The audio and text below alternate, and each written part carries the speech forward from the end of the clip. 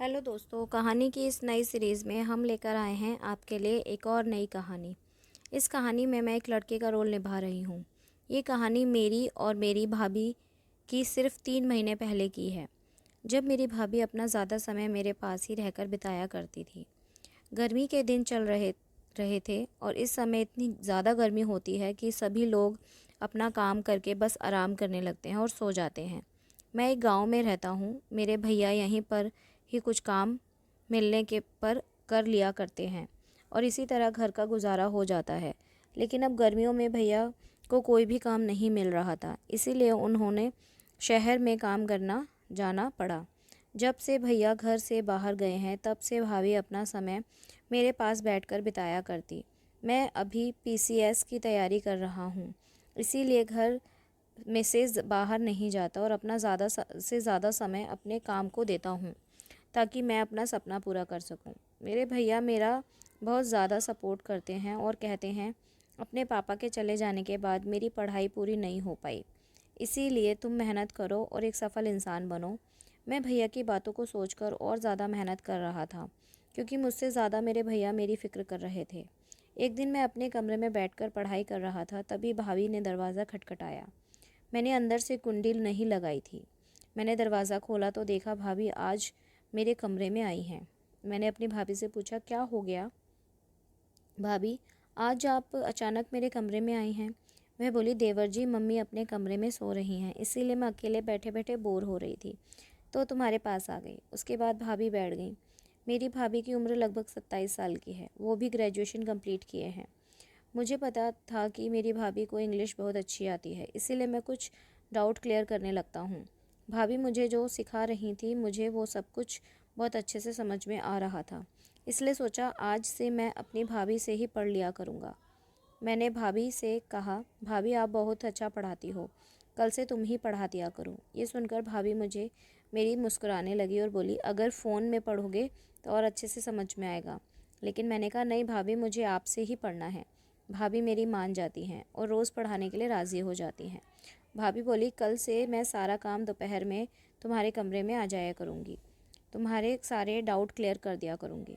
मैं उस समय बहुत खुश हुआ और मैंने अपनी भाभी को अपना टीचर मान लिया। और शाम को भाभी ने पनीर की सब्ज़ी बनाई। मेरी मम्मी काफ़ी तीखा खाना बना खाती है, लेकिन पनीर में कुछ ज़्यादा ही तीखा हो गया, इसलिए मेरी भाभी ने खाना नहीं खाया, क्योंकि वह तीखा नहीं खा पाती। अगले दिन मैं सोमवार सुबह 7 बजे उठा और पढ़ाई करने लगा। भाभी ने सुबह नाश्ता बनाया और नाश्ता करने के लिए बुलाया। मैंने जाकर नाश्ता किया और फिर अपने कपड़े धुलने लगा और उसके बाद खाना खाया। मेरी भाभी ने अपना काम ख़त्म करके दोपहर में मेरे कमरे में आ गई और आकर मुझे पढ़ाने लगी। जब भाभी कमरे में आई तो उस समय मैं एक किताब पढ़ रहा था, जिसमें मस्त वाला क्रिकेट खेलने के बारे में सारी जानकारी दे रखी थी। उसमें क्रिकेट की बहुत सारी तस्वीरें भी थी, जिसे देखकर मैं बहुत खुश हो गया जाता था। भाभी के अंदर आते ही मैंने उस किताब को दूसरी किताबों के नीचे दबा कर रख दिया और जल्दी जल्दी में उस किताब को भी नहीं बंद किया। कुछ देर तो भाभी ऐसे ही समझाती रही, लेकिन कुछ देर बाद भाभी ने ऊपर वाली किताब को उठा लिया और जैसे ही उठाया वही किताब को दिखने लगी। मुझे बड़ा अजीब लग रहा था कि भाभी मेरे बारे में क्या सोचेंगी। भाभी उस किताब को देखकर बोली, इस तरह की किताबें रखते हो अपने पास? मुझे कुछ समझ नहीं आ रहा था कि भाभी से क्या कहूँ। भाभी ने मुझे तुरंत वह किताब दिया और बोली, अब पढ़ाई में ध्यान दो। मैंने कहा, ठीक है भाभी। मुझे बार बार वही याद आ रहा था। फिर मैं अपने भाभी को देखने लगा। अभी मेरी भाभी मुझे पढ़ा रही थी, लेकिन बस मैं उनकी तरफ देखे जा रहा था। थोड़ी देर बाद भाभी ने मेरी तरफ देखा तो मैं एकदम से चौंक गया और अपना सर नीचे कर लिया। भाभी समझ चुकी थी कि मैं क्या सोच रहा हूँ, इसलिए वह बोली, अब तो तुम्हारा मन पढ़ाई में नहीं लगेगा। और ऐसा कहते हुए वह अपने कमरे में चली गई। मुझे डर लग रहा था कि भाभी कहीं यह बात भैया को ना बता दे कि मैं सही से नहीं पढ़ रहा था। उस दिन मैं अपनी भाभी से नज़रों के सामने नहीं आया। शाम को मैं खाना खाकर बिना किसी से बोले सीधे अपने कमरे में चला गया और चुपचाप जाकर सो गया।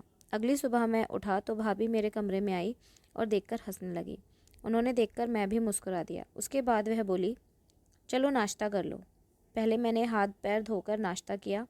उसके कुछ देर बाद नहाने चला गया। दोपहर हुई और भाभी मेरे कमरे में आई। थोड़ी देर तो वह कुछ नहीं बोली। बाद में उन्होंने कहा कि कल जो किताब तुम पढ़ रहे थे वह मुझे भी बहुत अच्छी लगती है।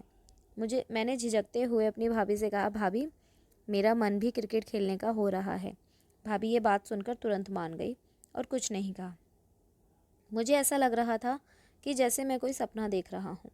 मैंने भाभी से कहा, सच में भाभी, मैं आपके साथ क्रिकेट खेल सकता हूँ? वे बोली, हाँ खेल सकते हो। ये सुनकर मैं बहुत खुश हुआ।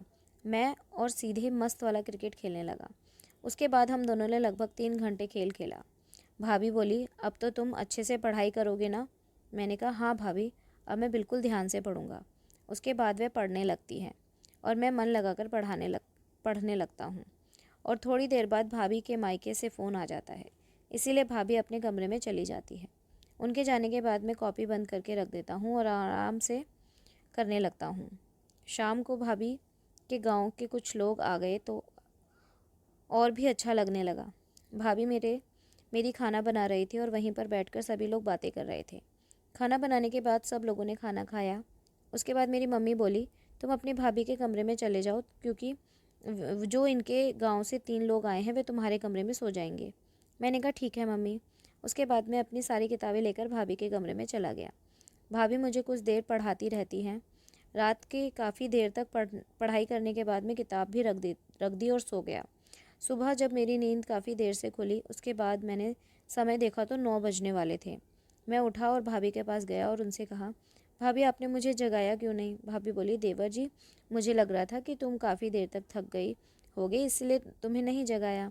जब भाभी ने खाना बना दिया तो मैं भाभी के गांव से आए थे वह खाना खाकर अपने गांव चले गए। उनके जाने के बाद मैंने भाभी से पूछा, भाभी भाई लोग किस कारण से आए थे? तो उन्होंने बताया कि जो लोग घर के सामने रहते हैं, मेरे मायके में उनकी बेटी की शादी है, तो उसी का कार्ड देने आए थे।